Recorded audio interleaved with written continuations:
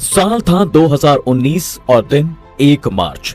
दुनिया के लिए रोज की तरह ये एक आम दिन था, लेकिन साउथ एशिया में दो देशों के बीच जो हो रहा था उससे एक बड़ी जंग की आहट साफ सुनाई दे रही थी। पाकिस्तान और भारत एक बार फिर आमने सामने थे और इस बार जंग की वजह बनने वाले थे विंग कमांडर अभिनंदन। भारत का इरादा साफ था कि वो अपने कमांडर को भारत लाने के लिए कुछ भी करेगा, मगर इस पर पाकिस्तान क्या करने वाला था, ये एक बड़ा सवाल था। उधर भारत पाक के अटारी वाघा बॉर्डर पर भी रोजाना होने वाली बेटिंग रिट्रीट को भी रद्द कर दिया गया था। सोच लिया गया था कि अगर अभिनंदन वापस नहीं आए तो फिर एक बड़ा फैसला लिया जाएगा, लेकिन रात 8:45 पर पाकिस्तान की तरफ विंग कमांडर अभिनंदन वर्धमान की पहली झलक दिखाई दी। रात 9:21 पर अभिनंदन ने भारत में कदम रखा। 58 घंटे पाकिस्तान की हिरासत में रहने के बाद उनके पहले शब्द थे, अपने देश में वापस आकर अच्छा लग रहा है। लेकिन इन सब में एक सवाल ये था कि आखिर ऐसा क्या हुआ जो पाकिस्तान भारत के इस जाबाज सैनिक को वापस करने के लिए राजी हुआ। दोनों देशों के दरमियान ऐसा कौन सा जियोपॉलिटिकल शतरंज खेला गया जिसे आज भी सीक्रेट रखा गया है, और आखिर अभिनंदन के साथ उन 58 घंटों में ऐसा क्या हुआ था, जानते हैं सब कुछ आज के इस वीडियो में। दोस्तों, विंग कमांडर अभिनंदन की पाकिस्तानी बॉर्डर में पहुंचने की कहानी शुरू होती है उस बालाकोट एयर स्ट्राइक से जिसने पाकिस्तान की नींव को हिलाकर रख दिया। उन्होंने सपने में भी नहीं सोचा था कि जब वो चैन की नींद सो रहे होंगे तब भारत उनके पैरों से जमीन खींच लेगा। और ऐसा भारत क्यों कर रहा था? इसका जवाब था पुलवामा अटैक। दरअसल हुआ यह था कि 14 फरवरी 2019 को जम्मू कश्मीर के पुलवामा में सीआरपीएफ के काफिले पर आतंकी हमला होता है। देश के 40 जवान शहीद हो गए थे। इसी के जवाब में भारत ने भी प्लान बना लिया था कि वो पाकिस्तान को सबक तो सिखाएगा। इसलिए उसके करीब 2 हफ्ते बाद 26 फरवरी को रात को इंडियन एयरफोर्स ने बालाकोट एयर स्ट्राइक को अंजाम दिया, जिसके तहत 12 मिराज विमानों ने एलओसी से 80 किलोमीटर अंदर पाकिस्तान में घुसकर वहां मौजूद मिलिटेंट ग्रुप के आतंकी अड्डों को तबाह कर दिया। अब रात को पाकिस्तान को इससे पहले पता भी चल पाता, उससे पहले इंडियन फाइटर पायलट्स वापस अपने बॉर्डर पर थे। भारत के इस कदम से पाकिस्तान में विरोध उठ चुका था और इसी के जवाब में अगले दिन सुबह 9:52 पर पाकिस्तान एयरफोर्स इंडियन टेरिटरी में घुसकर हमला करने की साजिश बना चुकी थी।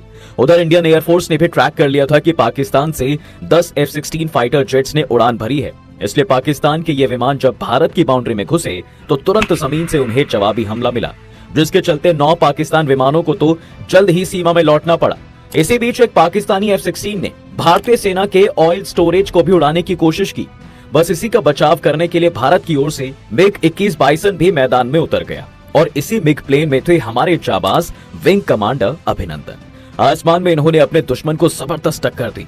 इसी के तहत F-16 और मिग 21 में ऐसी खतरनाक डॉग फाइट हुई कि इस लड़ाई में F-16 के परखच्चे उड़ गए। हालांकि बाद में मिग 21 भी क्रैश हो गया, लेकिन अच्छी बात यह थी कि सही समय पर अभिनंदन ने खुद को इजेक्ट कर लिया और पैराशूट से नीचे आ गए।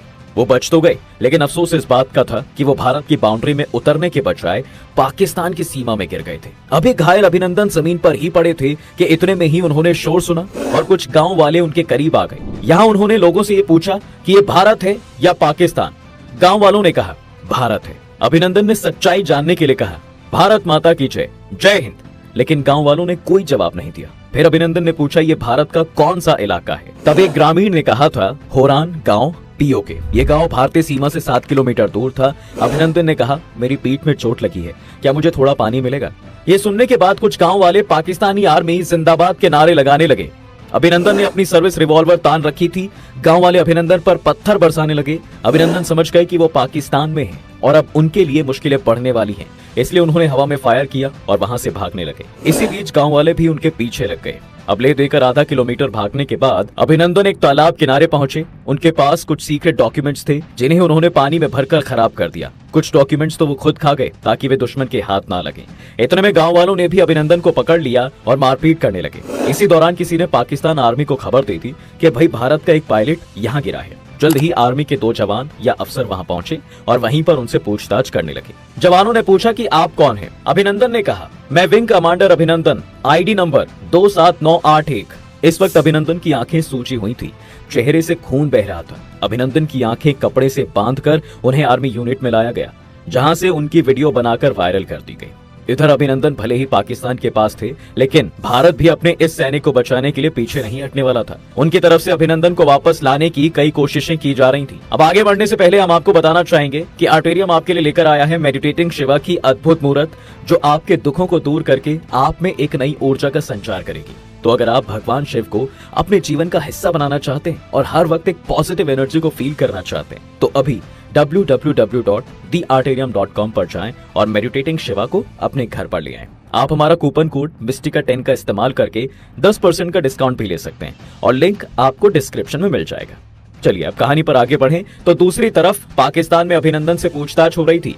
पाक आर्मी मेजर उनसे जानना चाह रहे थे कि वो कौन है, उनका मकसद क्या था और कौन सा विमान उड़ा रहे थे। यहाँ अभिनंदन भी जानते थे कि वो ये जानकारी पाकिस्तान आर्मी को नहीं दे सकते, इसलिए उन्होंने किसी भी तरह की प्राइवेट जानकारी शेयर करने से मना कर दिया था। इसी दौरान होरान गांव के किसी ग्रामीण ने भाई सोशल मीडिया पर अभिनंदन का पकड़ने वाला वीडियो जो है वो डाल दिया। कुछ ही मिनटों में ये वीडियो भारत में भी देखा गया। भारत को कंफर्म हो गया कि अभिनंदन जिंदा हैं और वे पाकिस्तान आर्मी की कस्टडी में हैं। थोड़ी ही देर में पाकिस्तान आर्मी ने भी एक वीडियो वायरल कर दिया। इसमें वो विंग कमांडर अभिनंदन से पूछताछ कर रहे थे। ये एक प्रोपेगेंडा वीडियो था जो एडिटेड था। इसमें अभिनंदन पाकिस्तान आर्मी की तारीफ कर रहे थे। अभिनंदन का वीडियो वायरल होते ही भारत सरकार एक्टिव हो गई। तुरंत विदेश मंत्रालय ने एक्शन प्लान बनाया और पाकिस्तान को संदेश भिजवाया गया कि वो जिनेवा संधि के अनुसार अभिनंदन को वापस लौटाएं। दरअसल जिनेवा संधि के तहत किसी युद्ध बंदी को तंग नहीं किया जाना चाहिए, न ही डराया या धमकाया जाना चाहिए। युद्ध बंदी से सिर्फ उसका नाम, सेना में पद और यूनिट के बारे में पूछा जा सकता है। दोनों देशों के बीच राजदूतों के माध्यम से इस टॉपिक पर बात होती रही। भारत ने पाकिस्तान को संदेश भिजवाया कि अभिनंदन को कुछ हुआ तो ठीक नहीं होगा। भारत सरकार ने कई तरीकों से पाकिस्तान पर डिप्लोमेटिक दबाव बनाने की योजना बनाई। उधर पाकिस्तान भी इस मामले को संयुक्त राष्ट्र ले जाने की तैयारी में था, लेकिन भारत की सख्ती के आगे वो ऐसा ना कर सका। अब आप सोच रहे होंगे कि भाई आखिर भारत ने ये स्ट्रॉन्गनेस पाकिस्तान को कैसे दिखाई? आखिर हमारे पास ऐसा कौन सा तुरुप का इक्का था जो पाकिस्तान चुप हो सकता था? वेल, इसका जवाब था जियोपॉलिटिकल प्रेशर। दरअसल भारत का विदेश मंत्रालय वो हर कोशिश कर रहा था जिससे पाकिस्तान को घेरा जा सकता था, और इसी के तहत उन्होंने P5 देशों यानी चीन, फ्रांस, रूस, ब्रिटेन और अमेरिका के राजदूतों को बुलाया था।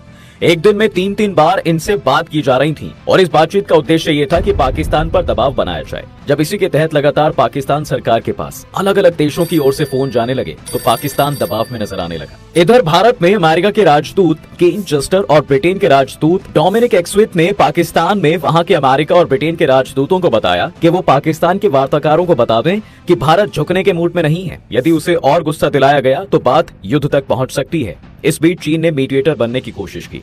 उसने कहा कि वो भारत और पाकिस्तान में अपना रिप्रेजेंटेटिव भेजकर मामले को सुलझा सकता है।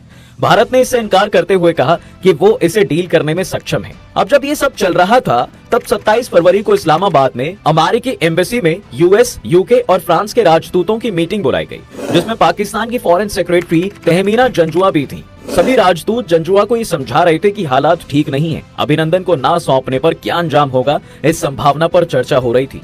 अचानक 5:45 पर जंजुआ के पास एक नोट आया। इसे पढ़ने के बाद उन्होंने बोलना बंद कर दिया। उन्होंने बताया कि पाक आर्मी ने नोट भेजा है कि भारत ने पाकिस्तान की तरफ मुंह करके 9 मिसाइलें तैनात कर दी हैं।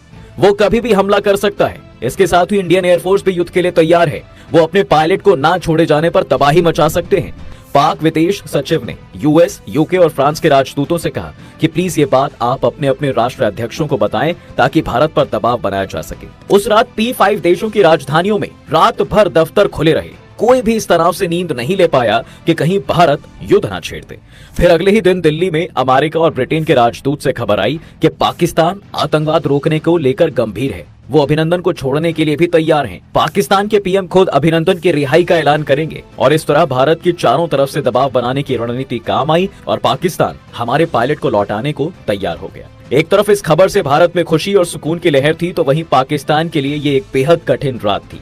इस दिन पाकिस्तान के विदेश मंत्री शाह महमूद कुरैशी ने घंटे भर तक पाक आर्मी चीफ कमर जावेद बाजवा, कुछ सांसद और मंत्रियों से बंद कमरे में बात की थी। इस मीटिंग में इमरान खान को भी बुलाया गया था। लेकिन बाजवा और इमरान के बीच चल रहे मनमुटाव के चलते वो बैठक में नहीं आए थे। इस बैठक में विदेश मंत्री कुरैशी ने बाजवा से रिक्वेस्ट की कि खुदा के लिए आप उस पायलट को सलामत जाने दें, नहीं तो रात 9 बजे इंडिया हम पर हमला कर देगा। इस नानुकुर में ले देकर आर्मी और पाकिस्तानी गवर्नमेंट के बीच सहमति बन गई और इसी के चलते 28 फरवरी 2019 को दोपहर को पाकिस्तानी संसद में इमरान खान ने यह ऐलान किया था कि शांति संदेश के तौर पर हम भारतीय पायलट अभिनंदन को रिहा कर देंगे। इस स्टेटमेंट को पूरी दुनिया ने लाइव देखा था और उसके बाद तो मानो भारत में खुशी की लहर ही दौड़ गई थी।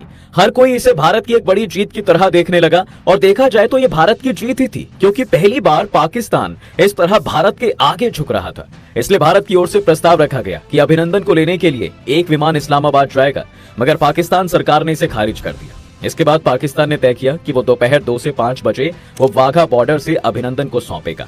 इसके बाद भारत ने पाकिस्तान में एक टीम को एक्टिव किया जो अभिनंदन को पाकिस्तान से लेकर आएगी। फाइनली तय किया गया कि air attache group captain Joy Kurian Wagah जाएंगे। जॉय कुरियन 3 साल से पाकिस्तान में भारत की एम्बेसी में ही तैनात थे। उनकी स्वदेश वापसी होनी ही थी। उधर अभिनंदन को इस्लामाबाद से लाहौर लाया गया। अभिनंदन के कारण भारत ने वाघा अटारी बॉर्डर पर होने वाली रिट्रीट सेरेमनी को एक दिन के लिए सस्पेंड कर दिया था। इस दौरान अजय बिसारिया इस्लामाबाद में अपने सहयोगियों के साथ लगातार फोन पर संपर्क में थे। वो पल पल की अपडेट ले रहे थे। देश विदेश का मीडिया वाघा अटारी बॉर्डर पर दोपहर से ही जम गया था। रात 9:21 पर अभिनंदन भारत की सीमा में पहुंचे और इसी के साथ भारत एक बार फिर डिप्लोमैटिकली पाकिस्तान से जीतने में सफल हो पाया।